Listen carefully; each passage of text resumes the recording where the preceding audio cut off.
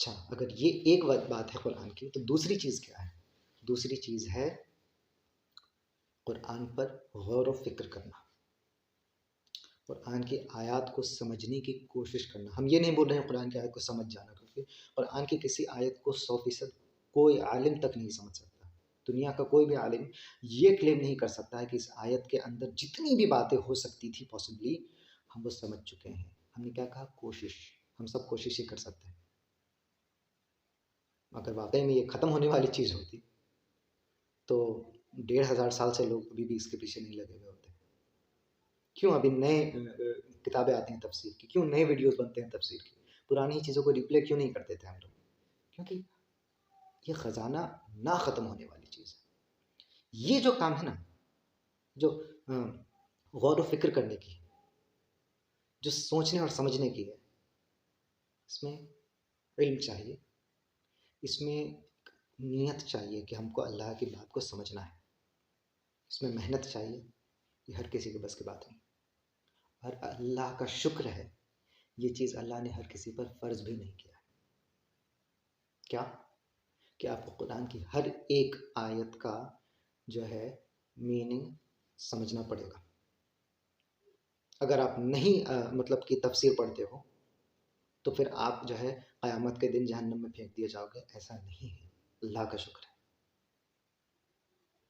क्योंकि अल्लाह इस बात को जानते हैं कि ये काम जो है हर किसी के बस की बात नहीं है। इवन हम हर सहाबा के बारे में भी नहीं कह सकते हैं कि उनको कुरान की हर आयत पर एक समान पकड़ थी, नहीं। ज़्यादातर सहाबा को मोहम्मद सल्लल्लाहु अलैहि वसल्लम की लाइफ़ में कुरान याद तक नहीं था, ठीक है? तो उसका मीनिंग पता होना और उसका एक्चुअल हर एक चीज़ के बारे में सोचना ज़रूरी नहीं है। बहुत लोग तो जंग में बिज़ी थे, कुछ लोग जो है बिज़नेस करते थे, कुछ लोग कुछ और करते थे, कुछ लोग खेती करते थे। यू नो अल्लाह ने ये कंडीशन रखा ही नहीं है आखिरत की कामयाबी के लिए। हाँ, ये बात क्लियर है, जो लोग आलिम हैं और वो लोग अपनी ज़िंदगी लगा देते हैं जो अल्लाह के कलाम को समझने के लिए, वो लोग बेहतर हैं, इस बात में कोई शक नहीं। बेहतर तो बहुत है, लेकिन हम आइडियल बात करते ही नहीं हैं कभी। रेयरली कभी कर दिए हों, लेकिन हम किस चीज़ की बात करते हैं हमेशा अपनी वीडियोज़ में? पास मार्क्स की। पास मार्क्स क्या है? कि हम जो भी फ़र्ज़ है, उसको अंजाम दें, जो हराम है उससे बचें। उसके ऊपर आप पर है, जितना अच्छा कर सको बहुत अच्छी बात है। सबकी अपनी-अपनी एबिलिटी होती है। तो एक बहुत बड़ा क्राइसिस है। हमने सॉल्यूशन बता दिया कि अल्लाह ने ये सॉल्यूशन रखा है, नमाज़। इससे क्या होगा?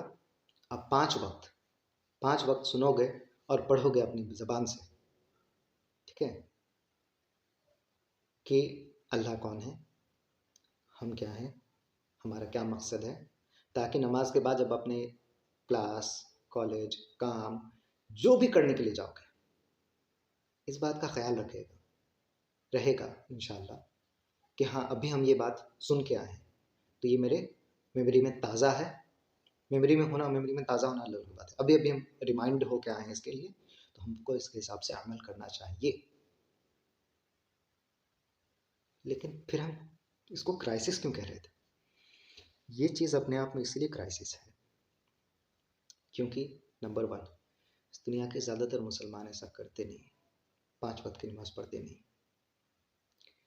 नंबर 2, जो लोग पढ़ते भी हैं, उनमें से भी ज़्यादातर लोग अरबिक नहीं समझते, ख़ास करके हमारे एरिया के लोग। अब जो अरब कंट्री में पैदा हुए हैं, अल्लाह ने, हम कहते हैं कि उनके ऊपर एक ख़ास तरह से नेमत दी है उनको, कि वो कुरान को ऐसे ही समझ सकते हैं और नमाज में जो पढ़ने वाली जितनी चीज़ें हैं, उसको ऐसे ही समझ सकते हैं। अगर फिर भी कोई गुनाह करना चुनता है, वो बहुत बड़ा गुनहगार है। मतलब आप समझ सकते हैं, किसी को अरेबिक समझ में आती है अच्छे से और वो कुरान को सुन रहा है, उसको उसका मतलब पता है, अभी नमाज़ पढ़ के निकला है, फिर से गुनाह में लग गया है, ये ज़्यादा भारी हो गया ना, गुनाह के एतबार से। जिसको पता ही नहीं है, ऑफ़ कोर्स गुनहगार वो भी है। लेकिन जब भी हम लोगों को इल्म होता है ना, तो हमारी ज़िम्मेदारी भी बढ़ जाती है, अल्लाह हम सबको बचाए। तो ये कह रहे थे, ज़्यादातर लोगों को अरबिक नहीं मालूम होती, अगर 5 वक़्त का पढ़ते भी हैं तो। इससे क्या हुआ? जो ज़िक्र का कंपोनेंट था, तो खो गया ना कहीं। आप मस्जिद गए, उठे बैठे सजदा किए, सलाम फेरे, समझ में क्या आया? आपने क्या बोला? अभी इमाम साहब ने क्या पढ़ा आपको पता चला? नहीं, ज़्यादातर बातें नहीं समझ में आई। क्या हुआ इससे हुआ ये कि आपने अपना फ़र्ज़ तो अदा कर दिया, इंशाल्लाह आप गुनाह से तो बच गए। फ़र्ज़ छोड़ने का जो गुनाह है, नमाज़ छोड़ने का जो गुनाह है, जो कि सबसे बड़ा गुनाह है, मतलब एक मुसलमान के लिए, लेकिन फ़ायदा नहीं हुआ। अल्लाह कहते हैं कि नमाज जो है वो बेहयाई से बचाती है। फिर हम कैसे देख लेते हैं कि नमाजी बेहया करते हैं? एक बार जो भी लोग नमाजी हैं और वो बेहयाई कर रहे हैं, एक बार झांक कर अपनी नमाज में देखिए, कुछ मिसिंग ज़रूर होगा, वरना अल्लाह की बात गलत नहीं हो सकती।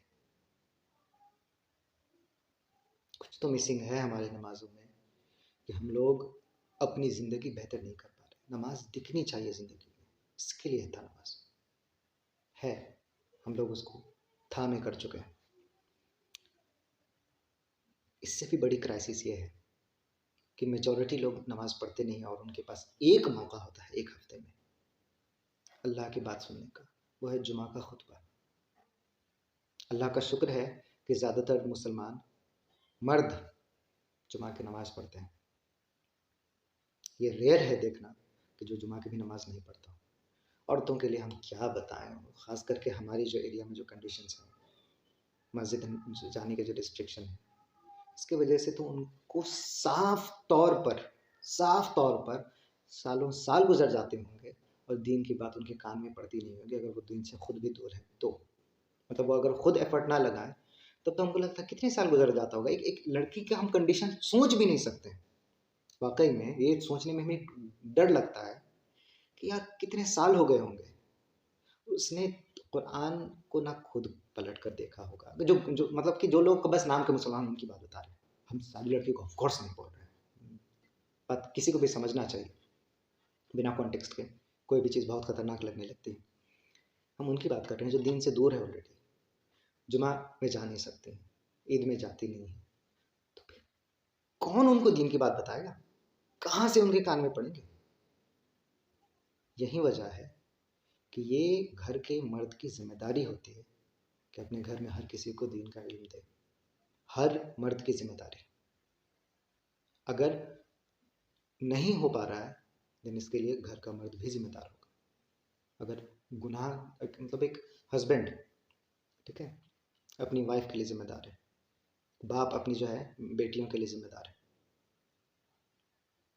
बिल्कुल है, उसको जवाब देना पड़ेगा। ऐसा कैसे हो गया कि तुम सब कुछ, तुम अपनी जगह पर बिल्कुल ठीक थे, तुमने नमाज पढ़ी, तुमने इतना सारा खुतबा सुना, अपनी वाइफ को ऐसे ही बेनमाजी जिंदगी पर छोड़ दिया, एक बार टोका तक नहीं, ये सोचकर कि उसको बुरा लग जाएगा कि अगर हम उसको एक बार कह देंगे कि नमाज पढ़ लो तो। हाँ, ये क्या बात हो गई? इसलिए हम सब मर्दों को तैयार हो जाना चाहिए। ज़िंदगी बड़ी अनकंफर्टेबल हो सकती है कभी कई बार अपनी फैमिली से बात करने में, लेकिन सब कुछ कंफर्टेबल हो तो फिर ज़िंदगी क्या जन्नत ही फिर, लेकिन है नहीं। तो हम क्या कह रहे थे, औरतों का कंडीशन तो बहुत ख़राब है। हम बताते हैं मर्दों के लिए भी एक और क्राइसिस है। देखिए हम तो आज बहुत सारे प्रॉब्लम्स की बात कर रहे हैं, सोल्यूशन बस एक ही सोल्यूशन है, कुरान के नज़दीक आइए, सब कुछ ठीक हो जाएगा। और कोई सोल्यूशन नहीं, सोल्यूशन बहुत पहले बता चुके हैं, प्रॉब्लम तो समझिए। मर्दों के लिए भी क्या प्रॉब्लम, आप सोच रहे हो कि मर्द तो जुमा का खुतबा सुनते हैं? क्या होता है? प्रॉब्लम ये है, बहुत सारी मसाजिद में अरेबिक में खुतबा होता है।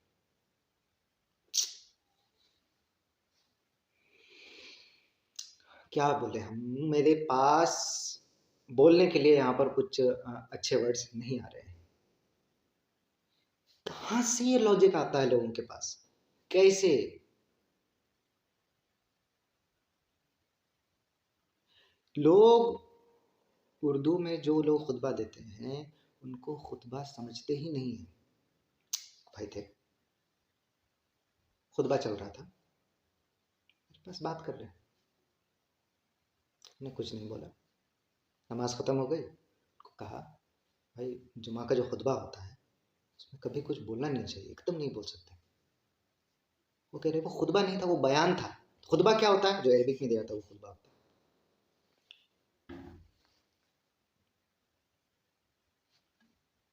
बस ये एक्सप्रेशन काफ़ी है मेरा इस बात के लिए, हम कुछ बोल नहीं सके, क्योंकि ये चीज़ फिर लोग इस पर ले लेते हैं ना कि हम इस वाले इमाम को फॉलो करते हैं, इस वाले इमाम ने कहा है कि खुतबा जो है वो अरबिक में होना चाहिए। लेकिन हम एक बात बताना चाहेंगे, उस वाले इमाम साहब को जो है ना अरबिक वैसे ही पता थी जैसे हमें हिंदी पता है। उनकी बात अलग है। आपको अरबिक सीखे, अच्छा वो इमाम साहब ये भी तो कहते हैं कि आपको अरबिक सीखनी पड़ेगी। अगर आप अरबिक सीखे हुए हैं और तब अरबी खुतबा सुनते हो तब ना आपको फ़ायदा होगा। तो आप आधा बात मानोगे, आधा बात नहीं मानोगे, जो आपको अच्छा लगता है। लेकिन जो इमाम साहब हैं उनको भी तो ये समझ होनी चाहिए कि अगर लोग अरबिक नहीं सीख रहे हैं, सीखना चाहिए, वाकई में सीखना चाहिए, लेकिन अगर नहीं सीख रहे और इनको नहीं समझ में आ रही, यार ये चेंज कितना बड़ा चेंज होगा। हर देखिए, हम ये नहीं कह रहे हैं कि वो जो इमाम साहब हैं, कौन से इमाम की बात कर रहे हैं? वो जो 4 इमाम हैं उनकी बात कर रहे हैं, उनमें से एक की। हम ये नहीं कह रहे हैं कि उनको फॉलो करने वाले जितने भी लोग हैं, जितने भी मतलब कि लोग हैं, सब इस चीज़ को कहते हैं। मतलब कि हमने साफ तौर पर एक स्कॉलर को खुतबे के दौरान ये कहते हुए देखा है कि इस इमाम ने भले ही ये बात कही हो, लेकिन उनके जो सबसे बड़े स्टूडेंट थे उन्होंने इसको ना कहते हुए ये कहा है कि नहीं, खुतबा जो है उस लैंग्वेज में देनी चाहिए जिस लैंग्वेज में लोगों को समझ में आए। ठीक है? क्योंकि लोग दीन की बात सुने और उसका अमल मतलब कि उसका जो असर है वो ज़िंदगी पर हो, ये ज़्यादा इम्पोर्टेंट है। तो जबकि वो उन्हीं इमाम को फ़ॉलो करने वाले थे, अगर देखा जाए टेक्निकली स्पीकिंग तो। अच्छा, हम नाम क्यों नहीं ले रहे इमाम का? लोग बुरा मान सकते हैं इसीलिए नहीं ले रहे। बुरा मानने वाली बात कोई है नहीं, जो सच है वो हम बता रहे हैं। अगर हम अपने मन से कोई बात बोल दें, हम झूठ बात बोल दें, तो कह सकते हैं कि आप इल्ज़ाम क्यों लगा रहे हो? नहीं, ये इल्ज़ाम लगाने वाली बात नहीं है, ये फैक्ट है। पर फिर भी क्या पता किसी का दिमाग घूमा और वो सोचे कि आज एक कोई 1 घंटे की वीडियो देखते हैं and then suddenly sees this, या फिर किसी ने अचानक से इस पार्ट तक किया और देन वो बुरा मान गया।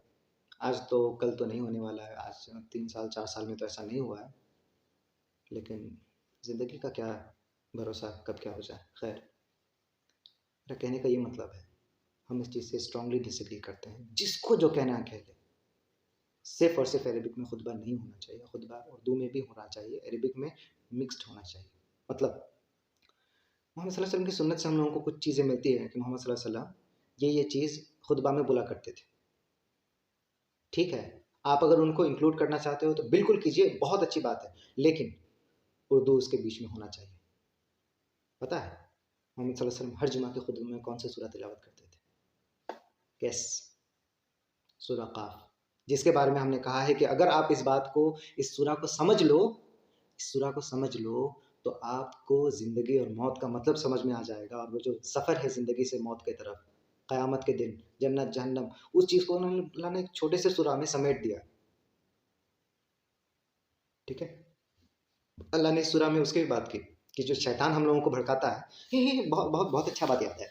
इस सूरह में एक बहुत बहुत बड़ा जो है वो मतलब कि इशू जो है वो डील किया गया है। हम लोग कहते हैं ना बहुत बार, गुनहगार लोग गुनाह करने के बाद, अरे शैतान ने ये कर दिया, शैतान ने भड़का दिया, शैतान ने भड़का दिया। हम लोग क्या कहते हैं? अल्लाह सुब्हानहू व तआला इस सूरह में कह रहे हैं, बहुत ख़तरनाक बात, कि लोग क़यामत के दिन कहेंगे कि या अल्लाह, ये जो शैतान मेरे पीछे लगा रखा था तूने, हर इंसान के साथ एक शैतान है, उसको मतलब कि ये कह सकते हैं जिन है उसको बुराई की तरफ बुलाने वाला।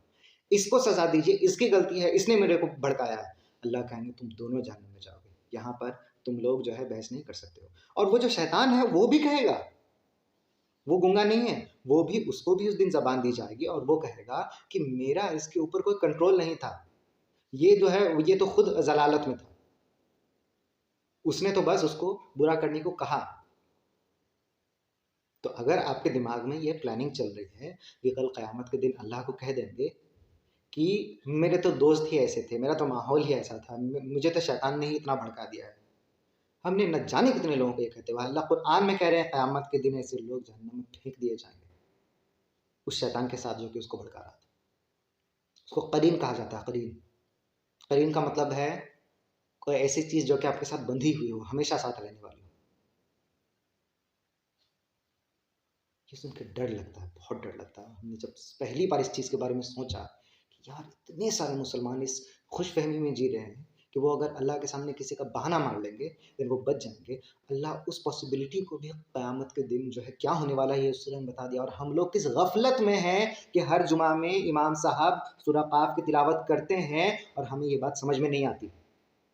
कि अफ़सोस की बात है। क्या है? हम लोग इस बात को सुनते हैं, कान में जा रही है, दिमाग में जा रही है, समझ नहीं रहे हैं और जुमा से बाहर निकल के बोलते हैं शैतान भड़का दिया, क्या करें। अरे अभी आपने सुना कि ये बहाना नहीं चलेगा, लेकिन क्या है, समझ में आएगा। यही बात इमाम साहब आपके लैंग्वेज में, हिंदी में, उर्दू में आपको समझा देंगे, आप ये बोलने से कतराओगे, 10 बार सोचोगे। क्योंकि मुसलमान चाहे गुनाह कितना भी कर ले, जानबूझ के कुरान के खिलाफ बात नहीं कर सकता। वाकई में उसमें अगर ज़र्रा बराबर भी ईमान है, वो जानबूझकर कुरान के खिलाफ बात नहीं करता है। अल्लाह ने कम से कम इतना तो रखा है मुसलमान को, ज़्यादातर को, अल्लाह का शुक्र है। जाने अनजाने में कोई बात होती है, जैसे कि ये बात अनजाने में ही ना इंसान बोलता है, अरे शैतान भड़का दिया, क्या कर सकते हैं। तो हम ये मानते हैं कि वो इसीलिए बोल रहा है क्योंकि उसको सूरह क़ाफ का मतलब नहीं पता है, उसको समझ में नहीं आता है। बहुत अफसोस हुआ हमको पिछले 3 जुमा से, बहुत बहुत दुख हुआ कि यार हम जा रहे हैं ये सोच कर कि आज खुतबा होगा उर्दू में, लेकिन नहीं।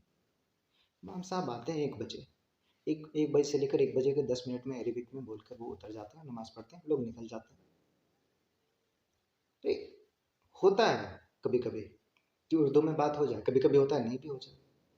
तो यार लोग दीन की बात कब सुनेंगे, कैसे सुनेंगे। ये जो अल्लाह ने कुरान को, अल्लाह ने नमाज को जो कुरान के साथ जोड़ दिया इस तरह से, बगैर कुरान के नमाज नहीं हो सकती। ठीक है, आपको कुछ ना कुछ कुरान की तिलावत तो करनी पड़ेगी, जिसमें कि सबसे ऊपर क्या है, सूरह फातिहा। बहुत सारे मुसलमानों को सूरह फातिहा का मतलब नहीं पता, तो फिर वो सुनते हैं और वो कान से निकाल देते हैं।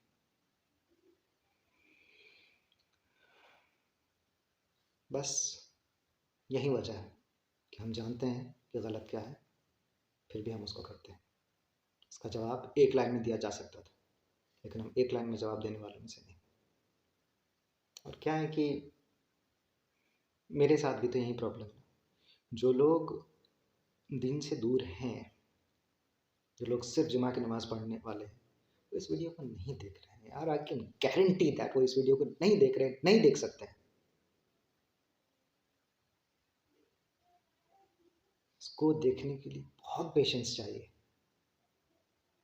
बहुत पेशेंस चाहिए। ये है पता है किन लोगों के लिए वीडियो। हम ये फालतू का बैठकर बात नहीं कर रहे हैं, बात समझो। फालतू का बैठकर टाइम पास नहीं कर रहे हैं, मेरे पास और भी बहुत सारे काम हैं। ये सारी बातें उन लोगों तक पहुंचा रहे हैं जो दीन के काम में खुद लगे हुए हैं, तभी वो लोग यहाँ तक पहुँचे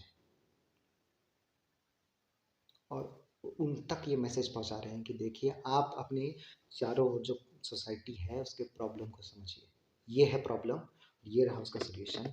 आप किसी मुसलमान को, आप ज़रा इमेजिन करिए, आप किसी को ये कहो कि तुम अगर दीन के करीब आना चाहते हो तो तुम कुरान पढ़ो, वर्सेस आप अगर किसी को ये कहो भाई काम कर, ये देख 5 मिनट लगेगा, सिर्फ 5 मिनट लगेगा, सुन लो कि सूरह तगाबुन में, सूरह क़यामा में अल्लाह क्या क्या कह रहे हैं। बस एक बार 5 मिनट, 5 मिनट सुन सकते हो मेरी बात, ये करने को हम आपको कह रहे हैं। अरे आप अगर किसी को कह दो कुरान पढ़ो, कुरान का मीनिंग समझो, तो फिर अल्लाह के करीब आ जाओगे। बोलना तो बहुत आसान है ना, लेकिन हमारी एक और भी बात होती है कि हम इफ़ेक्टिवली अपनी बात को सामने वाले की तरफ रख सकें। इफ़ेक्टिवली का मतलब इस तरह से अपनी बात को रखें कि उसका रिजल्ट मिले। हाँ, मिले या ना मिले वो अल्लाह के हाथ में है, लेकिन अपनी तरफ से बेस्ट देना भी तो हमारी जिम्मेदारी है। इसलिए हम ये बात कह रहे हैं कि काम हम नहीं कर सकते। तो मेरे साथ अलग प्रॉब्लम है, हम दुनिया से फ्रस्ट्रेट हो चुके हैं, ठीक है, बात बहुत बहुत बार बोल चुके हैं, लेकिन हम इस तरह के वीडियो में देखिए, यही लाइन हमने पिछले वीडियो में यूज़ नहीं किया था क्योंकि वो वीडियो छोटा था मेरे हिसाब से, बहुत लोगों के हिसाब से बहुत बड़ा था, बहुत बड़ा था। उसके बीच में वो 20 मिनट के वीडियो में वो कम से कम 40 रील्स देख लेंगे, तो जाहिर सी बात है बहुत बड़ा वीडियो था, लेकिन फिर भी लेट्स होप कि कोई भूले भटके कोई सुन ले। बट ये वीडियो के लिए हम श्योर है कोई नहीं देख रहा है, एक्सेप्ट उन लोगों के जो दीन के करीब ऑलरेडी हैं, और हम उनसे उम्मीद करते हैं कि ये बात वो अपने चारों ओर लोगों को समझाने की कोशिश करेंगे। मेरा जो फ्रस्ट्रेशन है कभी ना कभी तो ख़त्म होगा, कभी ना कभी तो हमको माहौल मिलेगा। वंस अगेन हमको ये फील होता है कि मेरे को खुद इम्प्रूवमेंट की ज़रूरत है। ये चीज़ अगर मेरे दिमाग से बाहर हो जाए, वाकई में हम अपने आप को इम्प्रूव कर लें एज अ मुस्लिम, तो हम आगे का स्टेप ले सकेंगे, वरना अपने आप में हमको ख़राब लगता है। और हम ये कई सालों से बोले जा रहे हैं, कोई सुनता नहीं है, क्या कर सकते हैं, नहीं सुनता है तो, लेकिन हम फिर बोलेंगे कि यार ज़िंदगी में कोई होता ना जो कि साथ में रहता और इस चीज़ को रिमाइंड करता कि देखो ये सही है, ये गलत है, जिस रिमाइंडर की हम बात कर रहे हैं। मतलब कोई देखिए, कुरान ऑफ कोर्स है, इसमें कोई शक की बात नहीं है, और वो सबसे बेहतर है, लेकिन अगर कोई इंसान होता ना तो बहुत अच्छा होता, लेकिन नहीं है, अभी तो नहीं, इंशाल्लाह आगे हो। तो इसलिए क्या होता है कि वो मोटिवेशन नहीं मिल पाता। आपको क्या लगता है क्यों क्यों वीडियो नहीं बनाते हैं, या क्यों इतना महीनों महीनों में एक वीडियो बनाते हैं? कई बार तो एक आध साल का गैप ले लिया, ऐसा भी हुआ लगभग लगभग।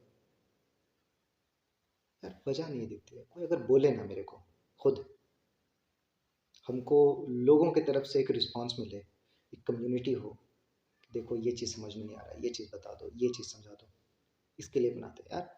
हमको भी काम करने के लिए अच्छा लगेगा, लेकिन मेरे को समझ में ही नहीं आ रहा है पिछले कई सालों से। ये कोई फ्रस्ट्रेशन एक दिन में थोड़ी ना होता है, कई सालों से हमको यही समझ में नहीं आ रहा है कि यार हम ये क्या कर रहे हैं, किसके लिए कर रहे हैं, क्या और क्यों कर रहे हैं हमको पता है, किसके लिए कर रहे हैं ये नहीं पता। इसीलिए क्योंकि जो लोग मेरे वीडियो देखते हैं वो ऑलरेडी दीन पर कायम है, जैसा कि हम एक्सपेक्ट करते हैं, जो जिस जिस पास मार्क्स की बात करते हैं ना हमेशा, कि एटलीस्ट इतना तो कर लो यार, इतना तो कर लो, उसके बहुत ऊपर वाले लोग ही मेरे वीडियो देखते हैं। यार मेरा वीडियो उन तक पहुंचना चाहिए जिनकी बात हम कर रहे हैं, जिनको अरबिक नहीं समझ में आती है, जो कि इतने अनफॉर्चुनेट है कि उनको जुमा के खुतबे में भी बात नहीं समझ में आती है, जो लोग नमाज नहीं पढ़ते हैं, उन तक ये बात पहुंचनी चाहिए, नहीं पहुंच रही है। तो मेरे पास तो इसका कोई सोल्यूशन नहीं है, लेकिन अगर आपके पास हो तो ना प्लीज़ इसका कीजिए, हम समझेंगे कि मेरा काम हो गया। अल्लाह से दुआ है कि अल्लाह सबसे पहले हम सबको अमल करने की तौफ़ीक़ इनायत फ़रमा, और फिर उसके बाद लोगों तक इस बात को पहुँचाने की तौफ़ीक़ इनायत फ़रमा। और जब जब हम तेरा कलाम सुने, हमारे ईमान में इज़ाफ़ा हो, जैसे कि हर ईमान वाले की में इज़ाफ़ा होना चाहिए। अल्लाह ख़ुद कुरान में इस बात को कहते हैं कि हमारे जो दिल है वो और ज़्यादा करीब आए अल्लाह के। जितनी बार हम लोग कुरान सुने, तो जितनी बार हम नमाज़ पढ़ें, हम अल्लाह से और ज़्यादा करीब हो जाएँ, इसकी दुआ करते हैं। आमीन या रब्बल आलमीन। सुब्हानल्लाहि व बिहम्दिही, सुब्हानकल्लाहुम्मा व बिहम्दिक, अशहदु अल्ला इलाहा इल्ला अंता, अस्तगफिरुका व अतूबु इलैक। अस्सलामु अलैकुम व रहमतुल्लाहि व बरकातुहू।